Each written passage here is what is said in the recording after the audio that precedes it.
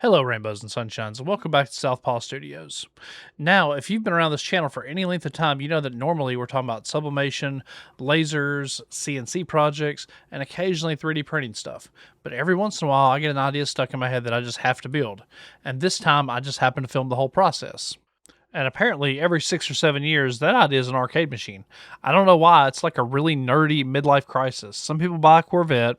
Some folks like motorcycles. Apparently, I build arcade machines, and this isn't even my first one. My very first one looked like a middle school woodshop project that somehow survived into adulthood.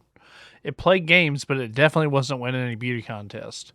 And then I had the bright idea to build another one. This one was built on a Sega Virtual Fighter 2 cabinet with a PC and monitor stuffed into it. This thing was built like an absolute tank and took a ridiculous amount of space up.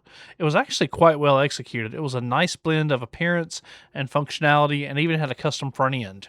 So naturally, after telling myself I was done building arcade machines, well, here we are again. And this time I wanted to build something completely different. I wanted something clean, modern, wall mountable, and small enough to fit in any room, but still big enough to feel like a real arcade machine. And I wanted to do all this on a tight budget by using a used PC and TV from Facebook Marketplace, while also utilizing my range of skills from CNC to woodworking to tech and computer stuff. And somehow I ended up with this. So we're going to take you through the process of how I designed, built, fought with the software until this thing finally became the arcade machine that I'd imagined.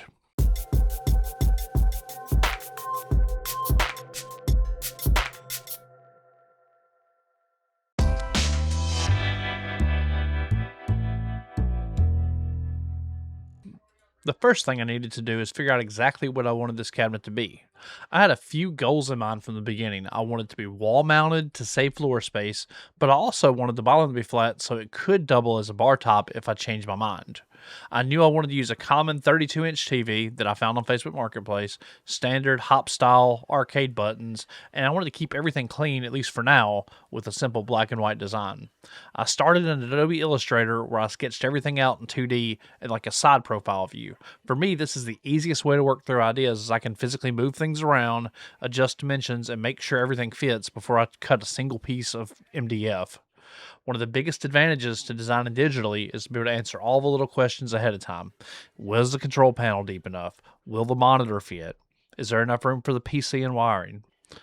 Can two people play it without bumping elbows? It's a whole lot easier to drag the line around with a mouse than it is to buy another sheet of MDF because I was wrong.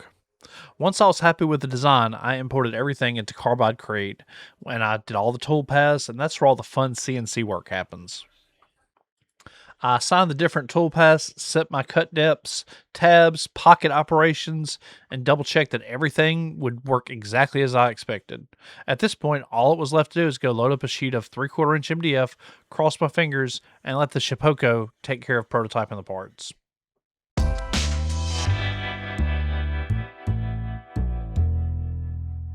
With the design actually finished, it was finally time to see if all those measurements on the computer would actually work in the real world. Rather than jumping straight into cutting a sheet of MDF, I wanted to prototype a couple of the more critical parts first. The control panel was at the top of that list. If the joystick position or button spacing felt awkward, I wanted to find out now instead of when I cut the entire production piece. So I cut a prototype control panel along with the joystick mounts and did a quick test fit. Since I've never used these particular type of thread end inserts for the wood, I wanted to test on a smaller piece just in case the hole size was wrong, the hole depth was wrong, the spacing was wrong, really anything like that. Thankfully, everything felt exactly the way I was hoping. The joystick bolts together fine, the controls are comfortable, the spacing felt natural, and the joystick pocket made the joystick travel feel a lot better. Since this part worked pretty well, I knew I could move forward with full confidence. Next up was the TV mount. Even though I'd measured everything several times in Illustrator, this is one of those parts where you can't really test before you commit to the final piece. The fit was really close, but not quite perfect. I did engineer a little space around it, and I was able to use a couple 3mm plywood shims to get the TV sitting exactly where I wanted it. This was intentional as it's much easier to make it a little bigger than a little smaller and have to reroute everything by hand. I just was not about to do that. This is one of the reasons I love prototyping. The computer and your mind can get you incredibly close, but sometimes the real world just has different opinions on things. With the prototypes checked off, it was finally time to make some sawdust. I loaded a full sheet of 3/4 inch MDF from Home Depot, crossed my fingers, and I let the Shapeoko do what it does best. First came the control panel, which we've already prototyped, so I felt pretty confident that that was good. Then come the side panels, complete with the USB cutout. And before long, I had a whole workbench look of parts that looked like they belonged as part of an arcade machine. Now comes the exciting part. Finding out if all those individual pieces can actually come together the way I imagined and really hope that it does.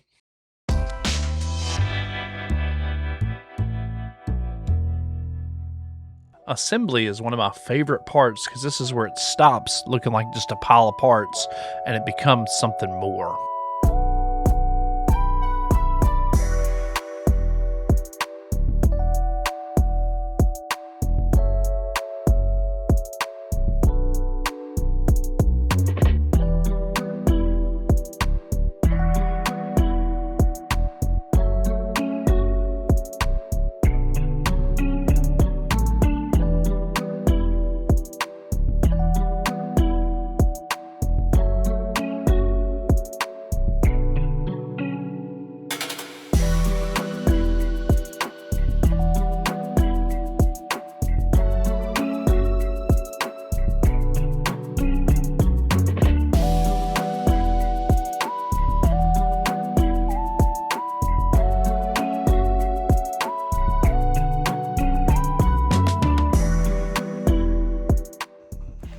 Alright, so I got the sides glued, and as you know, the first thing I had to do was test fit some of these other pieces.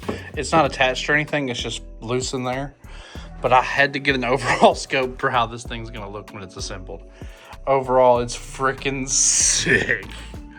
Like, it's perfect. Like, this is pretty strong. I'm very happy with it. I'm gonna put a second cleat, probably about right here. But my goodness, this thing is freaking cool.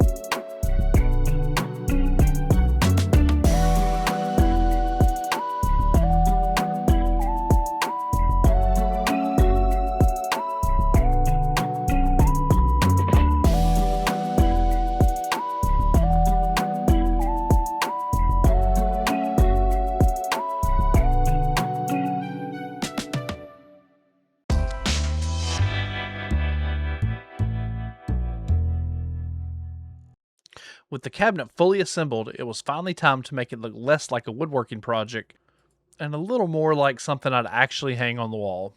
Since I built everything out of MDF, the first step was getting a good coat of primer on every surface. MDF has a bad habit of soaking up paint anywhere it's exposed, especially around the edges. So taking that extra little time really pays off here in the final finish. I sanded with 180, 220, and 320 grit before adding a second coat of primer. Once the primer was dry, it was time for several coats of white paint. Now, I know a lot of people would reach for the paint sprayer, and I do have one, but I actually chose to use a roller. Not because it was easier, but because I wanted to give it that subtle textured finish that a lot of the classic arcade cabinets used to have. It gives a cabinet a little more character, and it helps feel like something that came straight out of an arcade.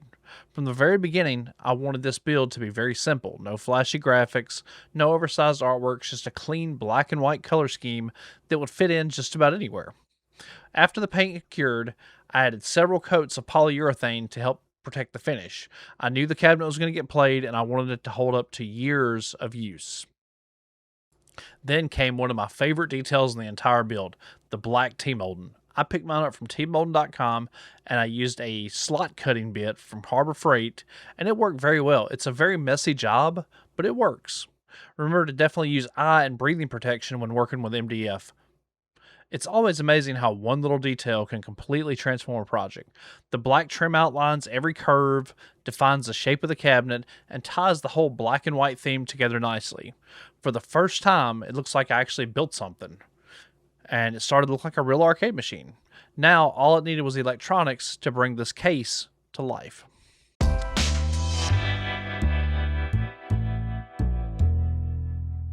With the cabinet finally looking the part, it was finally time to bring it to life. The first thing to go in was the TV. I mounted it using the spacers I made earlier during the prototyping phase, and thankfully everything fit exactly the way I'd planned. Before moving too far forward, I powered it up just to make sure everything looked good.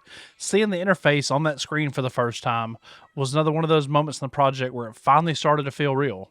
Next came the controls. I installed all the buttons and joysticks before wiring everything to the iPac encoder. One thing I really like about these joysticks is they use a simple E-clip to retain the shaft. It makes disassembly and maintenance incredibly easy if you ever need to replace a switch or service the joystick later on. Once everything was mounted, it was time for wiring. I had previously made a wiring harness where everything was soldered, so I decided to solder the remaining connectors together to keep everything consistent. If I were doing it again, though, I probably wouldn't solder. I probably would have used crimp quick connectors. It's so much easier. I definitely recommend using those instead. It makes troubleshooting, replacing parts, or if changes down the road much easier. The final step is connecting all the wires to the iPac. This is what takes your button presses and converts them to key presses on like the keyboard. You just slide the wires in and tighten the screw terminals. Super easy, super effective. With everything wired up, it's time for the moment of truth. I plugged everything in, and to my surprise, it mostly worked. And no project's complete without one big, completely avoidable mistake. And in my case, it was the flush mounted USB extension, which I made the opening just a little too small. Not enough to remake the panel, but just enough to be slightly annoying. After briefly convincing myself that I didn't need a bigger solution, I used a sandpaper and Dremel to open up the hole just enough for the connector to drop in place. Even better, once it was set and flush, the retaining nut finally had enough room to grab the back of the USB piece. So sometimes the fix is as easy as just removing a 0.5 mm. With that little minor problem behind me, all the electronics are finally finished. And now it's time to see if all the software will cooperate.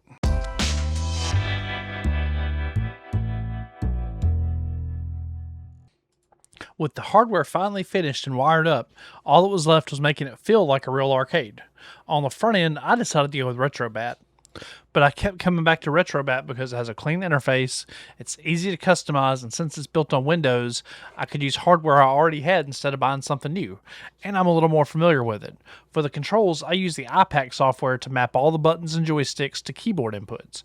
It took a little trial and error to get it exactly how I wanted, but once everything was dialed in, navigating the menus and launching games felt completely natural.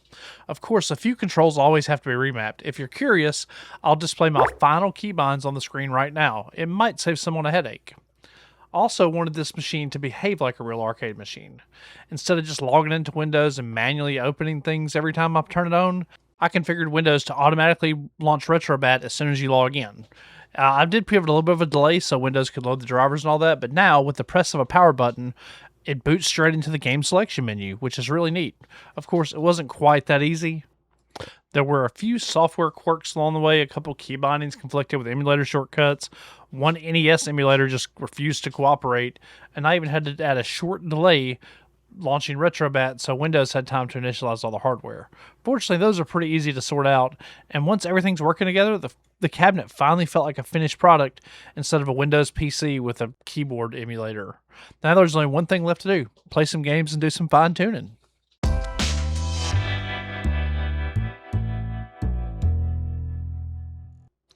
After weeks of design, cutting, painting, wiring, and troubleshooting, it was finally finished. And honestly, I couldn't be happier with how it turned out.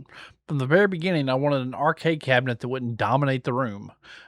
Something that looked at home in my workspace, didn't take up valuable floor space, and was always ready for a quick game if I needed a break. I think this cabinet checks every one of those boxes. And the best part is just how compact it is. Hanging on the wall, it barely takes up any space, but standing in front of it feels like playing a full-size arcade machine. Another really cool feature is the French cleat mounting system. The cabinet simply lifts on and off to the wall, making it easy to remove if you ever need to work on it or move it somewhere else. And since the bottom is completely flat, it can double as just a standard bar top arcade. It's incredibly secure, but it's easy to take down if I need to. Now, let's talk about the price. The 32-inch 1080p TV came from Facebook Marketplace for just $15. The PC is a Dell with an i5 8400 processor, 16 gigs of RAM, and a 250 gig SSD. I used Hop competition joysticks and buttons with an iPack encoder, and the cabinet itself was cut from a single sheet of 4x8 3/4 inch MDF. Throw in the paint, T-molding, hardware, and a handful of miscellaneous parts, and the entire build came in at right around $328. For a project that I'll enjoy for years, I'd call that money well spent. It also proves that you don't have to spend thousands and thousands of dollars to build something that you're really proud of. Sure, there are a few things I'd like to tweak if I ever build another one, but that's part of every project. At some point, you have to stop chasing perfection and just enjoy what you created. And I have a feeling this cabinet's going to get used a lot over the next couple of years. At the end of the day, this isn't just another project sitting on the shelf. It's something that I'll actually use. Every time I step into the workspace, it's just there, ready for one more game. And I think that's what makes it my favorite build yet. Again, if you want to see more build videos like this, just give a big old thumbs up and comment for me. And thanks for watching. And I guess I'll see you again in about 7 years when I decide to build another one.